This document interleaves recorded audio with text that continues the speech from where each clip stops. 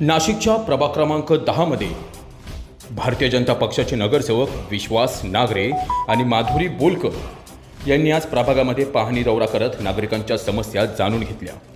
या पाहणी दौऱ्यामध्ये राधाकृष्ण नगर आणि बोलकर व्हॅली या ठिकाणी रस्त्याचे काम सुरू असताना या ठिकाणी होणाऱ्या गटारीच्या समस्येमुळे नागरिकांनी या ठिकाणी रस्त्याचे काम हे बंद केले होते। दरम्यान तात्काळ प्रभाग क्रमांक 10 चे नगरसेवक विश्वास नागरे आणि माधुरी बोलकर यांनी तात्काळ परिसरामध्ये जाऊन पाहणी करत नागरिकांच्या समस्या जाणून घेत तातडीने या ठिकाणी अधिकाऱ्यांना बोलवत विश्वास नागरे यांनी अधिकाऱ्यांना सूचना देत तात्काळ या ठिकाणी ड्रेनेज लाईन टाकण्याची सांगितलं आहे। दरम्यान नागरिकांनी बंद केलेले हे काम विश्वास नागरे यांनी नागरिकांना विश्वासात घेत हे पुन्हा सुरू करून दिलं आहे।